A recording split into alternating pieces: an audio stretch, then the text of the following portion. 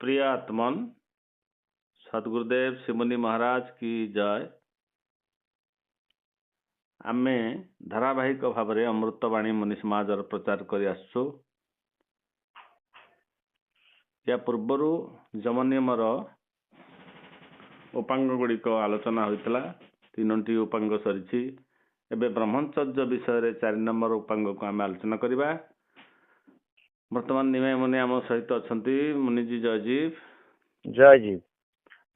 आज अध्याय आपण टिके ब्रह्मचर्य विषय टिके आलोचना करंतु। जम नियम ब्रह्मचर्य आम अपेक्षा रही। प्रिय आत्मन सप्रेम जयजीव, मुनि समाज अमृतवाणी आज अध्याय को स्वागत। आपण माने धारावाहिक भाव में अष्टांग योगर प्रथम अंग जमर 3टी उपांग आम आलोचना कर सारिछु। आज चतुर्थ उपांग आलोचना करा जिवो। एई चतुर्थ उपांग हेउची ब्रह्मचर्य। ये ब्रह्मचर्य बाबद रे लोक मानकर मतामत जहा अछि ताहा संपूर्ण भ्रमात्मक। ताको सद्गुरुदेव शिमुनि महाराज सठिक भाव रे आलोचना करिसंती, पुस्तक रे स्थान देइसंती। लोक मानकर धारणा जहा तांको भ्रम दूर करिया पई पुस्तक आकार आम पाखे रखिसंती। यदि पुस्तक आपण माने समस्ते पढ़िबे ये ब्रह्मचर्य बाबद रे आपण माने भल भाव रे बुझी पारिबे, जानि पारिबे। लोके कहंती जदि योग करिबा को हेले आमको ब्रह्मचर्य व्रत पालन करिया को पड़िबो। आ ये ब्रह्मचर्य व्रत पालन करिया को हेले आमको घर छाड़िबा को पड़िबो एवं स्त्री ठारू अलगा हबा को पड़िबो। किंतु ताहा प्रकृत सत्य नुहे। काहेकि ना ब्रह्मचर्य गोटे शब्द से 2टी शब्दर संधि रे होईची। गोटे होची ब्रह्म आ गोटे चर्य। यही ब्रह्मचर्य 2टी शब्द भितरे घर छाड़िबा कथा नाही, स्त्री ठारू अलगा रहिबा कथा नाही। तेणु काहेकि आमे बाध्य करी टाणी ओटारी स्त्री ठारू अलगा हबा किबा घर छाड़िबा कथा आलोचना रखिबा ता संपूर्ण भूल। ताले ब्रह्मचर्यर अर्थ कौन ना आमे प्रत्येक कार्य रे किछि नीति नियम पालन करि थाउ। जेमिति आमे मुनि समाज रे पसिला बेले छाती रे हाथ रे कि शपथ करिचे जे मुनि समाज समस्त नीति नियम पालन करिबी। मुनि समाज किति नीति नियम अछि बोली आपण शपथ पाठ रे शपथ कले। सेमती जने चाकरी करचंती ताकर किछि ऑफिस रो नीति नियम मध्य अछि। स्कूल जीवा को हेले हमको छात्र भाव रे किछि नीति नियम पालन करिया पड़िबो। रास्ता रे गला बेले रास्तार किछि नीति नियम हमको पालन करिया पड़िबो। सेही भली मुनि समाजर ये जो अष्टांग योग आलोचना करा जाउची से अष्टांग योगर जो ब्रह्मचर्य गोटे उपांग अछि ये ब्रह्मचर्य व्रत पालन करिया को किछि नियम हमको पालन करिया पड़िबो। से नियम गुड़िक कौन आज आमे आलोचना रखिबा। से नियम आपण माने सुनिले जानि पारिबे प्रकृति रे ब्रह्मचर्य व्रत पालन करिबारे ସ୍ତ୍ରୀର ଆବଶ୍ୟକ ନା ସ୍ତ୍ରୀ ଠାରୁ ଅଲଗା ରହିବା? ଘରେ ରହିକି କରିବା ନା ଘର ଛାଡିବାକୁ ପଡିବ? ତେଣୁ ପ୍ରଥମ ନିୟମଟି ହେଉଛି କଣ ନା ପ୍ରାପ୍ତ ବ୍ରହ୍ମ ବେଳାରେ ଉଠିବା। ଏଠି ଯେତେବେଳେ କୁହାହଉଛି ପ୍ରାପ୍ତ ବ୍ରହ୍ମ ବେଳାରେ ଉଠିବା, ତାହେଲେ କୋଉଠି ଉଠିବା? ନିଶ୍ଚିନ୍ତ ଭାବରେ ଘରୁ ଉଠିବା। ଉତ୍ତର ଆସିବ ନିଶ୍ଚିନ୍ତ ଭାବରେ ଘରୁ ଉଠିବା। ଘରକୁ ଛାଡିବା ପାଇଁ କୁହାଯାଉନି, ଘରୁ ଉଠିବା। କାହିଁକି ପ୍ରାପ୍ତ ବେଳାରେ ଉଠିବା? ନା ପ୍ରାପ୍ତ ବେଳା ହଉଛି ଏମିତିକ ସମୟ ଯେଉଁ ସମୟ ଯୋଗୀ ପାଇଁ ଅତ୍ୟନ୍ତ ଉପଯୋଗୀ। ସେ ସମୟରେ କେହି ଉଠି ନଥିବେ, ପିଲା ଛୁଆଙ୍କ କ୍ରନ୍ଦନ କିମ୍ବା ପାଟିତୁଣ୍ଡ ହେଉନଥିବ, ପଶୁପକ୍ଷୀ ମାନେ ଉଠି କିଛି ତାଙ୍କର ରାବ ଦେଇନଥିବେ।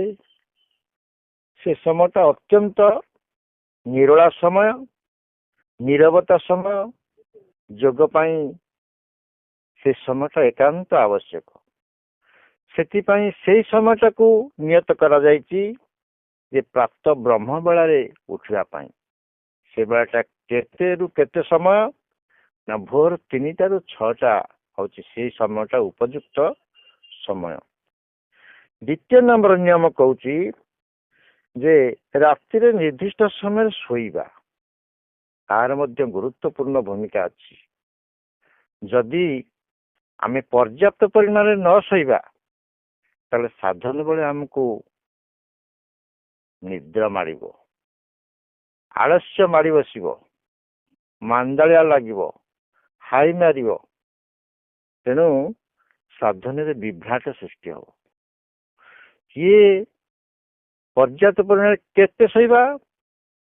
ଯେତେବେଳେ ଶୋଇକି ସେତେବେଳେ ଉଠିବା ତା ସଠିକ ନୁହେଁ। ଆପଣ କହିବେ ମୁଁ ଯଦି 6 ଘଣ୍ଟା ଶୋଇଲେ ସଠିକ ନିଦ ହେଇପାରିବ, ତାହେଲେ ମୁଁ 12ଟାରେ ଶୋଇକି 6ଟାରେ ଉଠିବି। 1ଟାରେ ଶୋଇକି 7ଟାରେ ଉଠିବି। ମୁଁ ତ 6 ଘଣ୍ଟା ଶୋଇଲି ପର୍ଯ୍ୟାପ୍ତ ପରିମାଣରେ। ନା, ଯଦି ଆପଣ 12ଟାରେ ଶୋଇକି 6ଟାରେ ଉଠିବେ, ତାହେଲେ ଆପଣ ବ୍ରହ୍ମ ବେଳାରେ ଯୋଗ ସାଧନ କରିପାରିବେ ନାହିଁ। ଆପଣ ଯଦି 1ଟାରେ ଶୋଇକି 7ଟାରେ ଉଠିବେ, ଆପଣ ବ୍ରହ୍ମ ବେଳାରେ ଯୋଗ ସାଧନ କରିପାରିବେ ନାହିଁ। ତେଣୁ ନିର୍ଦ୍ଦିଷ୍ଟ ସମୟରେ ଶୋଇବା ମାନେ ଆପଣ ସମୟଟାକୁ ଚୟନ କରିବେ। କୋଉ ସମୟରେ ଶୋଇଲେ କୋଉ ସମୟରେ ଉଠିକି ମୁଁ ନିରୋଳାରେ ଯୋଗ ସାଧନ କରିପାରିବି, ସେଟା ଆପଣଙ୍କ ଉପରେ ନିର୍ଭର କରେ। କିନ୍ତୁ ଯୋଗ ସାଧନ ସମୟ 3ରୁ 6 ଭିତରେ ଆପଣଙ୍କୁ କରିବାକୁ ପଡିବ। କାହିଁକି ସେଇଭଳିଆ 3ରୁ 6 ଭିତରେ କରିବାକୁ ପଡିବ, ତାର ମଧ୍ୟ କାରଣ ଅଛି। କାହିଁକି ନା ସେଇ ସମୟରେ ଭାରତର ସବୁ ସ୍ଥାନରେ ମୁନି ଯୋଗୀ ମାନେ ସାଧନ କରି ପ୍ରତ୍ୟେକଙ୍କୁ ଆଶୀର୍ବାଦ ଆରାମ ପ୍ରଦାନ କରିଥାନ୍ତି। ତେଣୁ ଯଦି ଆପଣ ସେଇ ସମୟ ଭିତରେ ସାଧନ କରି ଆଶୀର୍ବାଦ ଗ୍ରହଣ କରିବେ, ତାହେଲେ ଭାରତର ସମସ୍ତ ମୁନି ଯୋଗୀଙ୍କର ଆଶୀର୍ବାଦ ଆପଣଙ୍କ ଉପରେ ଅଜାଡ଼ି ହେଇପାରିବ। ଆପଣ ଅଦ୍ଭୁତ ପ୍ରକାର ସୁଖ ଶାନ୍ତି ଆନନ୍ଦକୁ ଉପଲବ୍ଧି କରିବେ। ଅଦ୍ଭୁତ ପ୍ରକାର ଉପକାର ଆପଣ ପାଇବେ।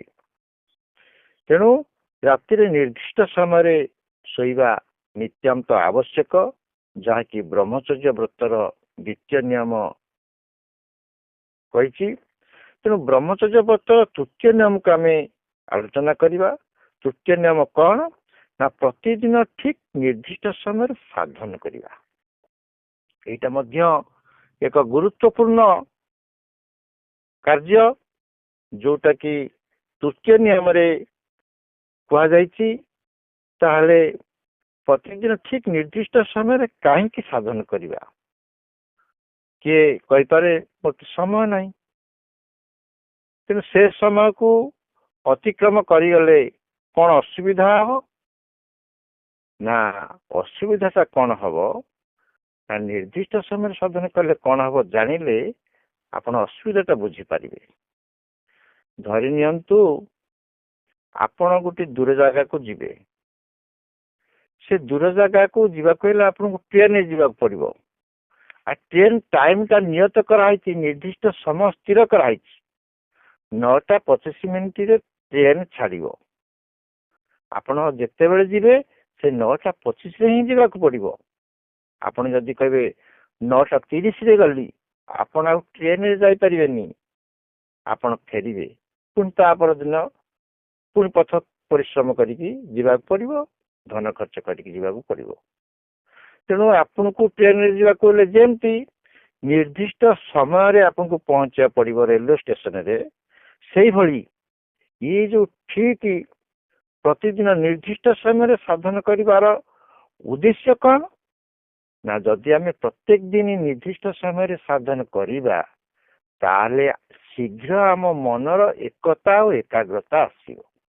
जोटा कि योग दर्शन शास्त्र जिते सूत्र अच्छी सबु मनर एकता और एकाग्रता पाई अच्छी आम जोगरे जिते काम करुचे योग व्यायाम करंतु प्राणायाम करंतु आसन करंतु प्रत्याहार करंतु धारणा ध्यान करंतु जहा करंतु जम नियम ठार आरंभ करी ध्यान पर्यंत जोगर कौन मनर एकता और एकाग्रता पाई जदि आमे से निर्दिष्ट समय साधन करवानी आपण लाभ पाइबे सत किंतु मन आपणकर सेते शीघ्र एकाग्रता हेई परिबो नहीं तेणु आपण को कौन करिया पड़िबो ना प्रत्येक दिन निर्दिष्ट समय रे आपको साधन करिया पड़िबो द्वितीय कारण होची निर्दिष्ट समय साधन कले कौन हबो जेमिति आपण मोबाइल चार्ज करचंती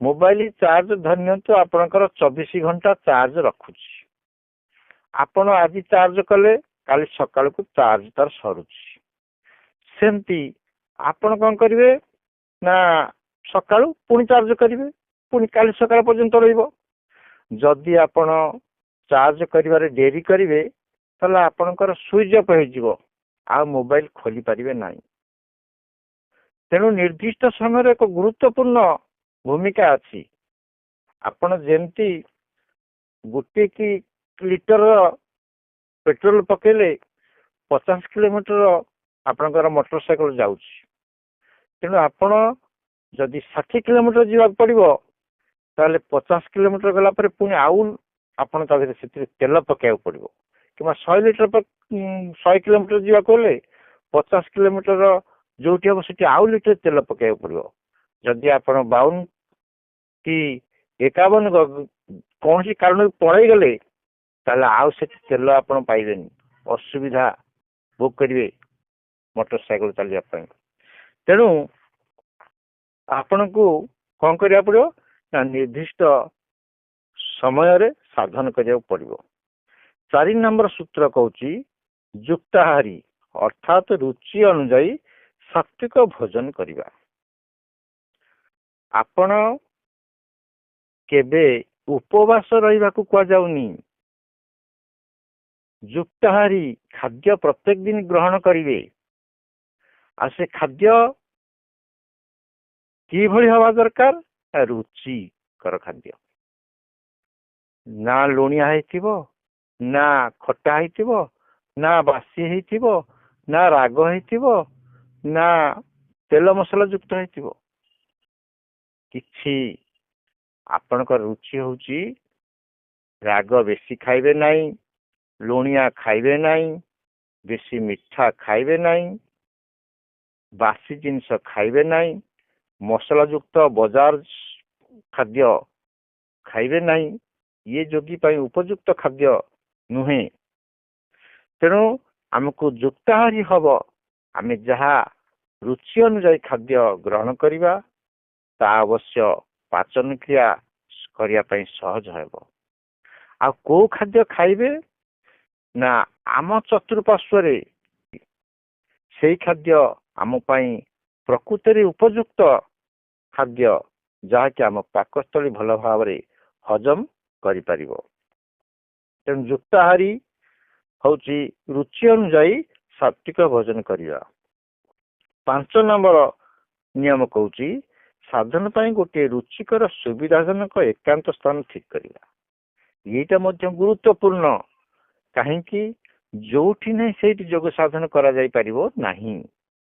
କାହିଁକି ନା ତାର ସ୍ଥାନ, ତାର ସମୟ ଏଭଳି ହେବା ଦରକାର ଯେଉଁଠିକି କୌଣସି ପ୍ରକାର ଆପଣ ବ୍ୟାଘାତ ସୃଷ୍ଟି ନ ହୁଏ ସାଧନ କରିବା ସମୟରେ। ଆମେ ଯଦି ନିର୍ଦ୍ଦିଷ୍ଟ ସେଇ ସ୍ଥାନ, ଏକାନ୍ତ ସ୍ଥାନ ନିୟତ ନ କରିବା, ଯେଉଁଠି ନାହିଁ ସେଇଠି ସାଧନ କଲେ କଣ ହେବ ନା କିଏ ସେ ଜାଗାକୁ ପଳେଇ ଆସିବ, କିମ୍ବା ସାପ ବେଙ୍ଗ କି ଖସଖସ କରିବ, ଆମର ମନ ବୃତ୍ତି ସାରୂପ୍ୟ ହବ, କିମ୍ବା କିଏ ଆସି ଡାକିଦବ। ସେଥିପାଇଁ ନିରୋଳା ସମୟ ଦରକାର, ନିରୋଳା ସ୍ଥାନ ବି ଦରକାର। ତେଣୁ ସାଧନ ପାଇଁ ଗୋଟିଏ ରୁଚିକର ସୁବିଧାଜନକ ଏକାନ୍ତ ସ୍ଥାନ ଯୋଉଠି କି ଆଉ କେହି ନଥିବେ।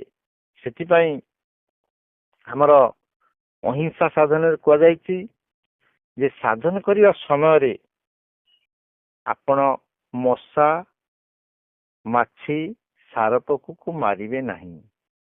କାହିଁକି ନା ଆପଣଙ୍କ ଭିତରେ ହିଂସା ଭାବ ଆସିଲା। ସେଥିପାଇଁ ଯେଉଁଠି କେହି ନଥିବେ, ମାନେ ମଶା ମାଛି ବି ନଥିବେ, ସାରପୋକ ବି ନଥିବେ, ଏକରେ ତାଙ୍କୁ ମାରିବା ତ ହିଂସା, ଯୋଗର ବିରୁଦ୍ଧ କାର୍ଯ୍ୟ। ଦୁଇରେ ଆପଣ ବୃତ୍ତି ସ୍ୱରୂପ ହେବେ। ତିନିରେ ଆପଣଙ୍କର ମନର ଏକାଗ୍ରତା ରହିବ ନାହିଁ ସାଧନରେ। ଆପଣ ମଶା ଉଡ଼ିଗଲା ମାନେ ପୁଣି ଚାହିଁବେ କେତେବେଳେ ବସିଲା ମାରିବାକୁ।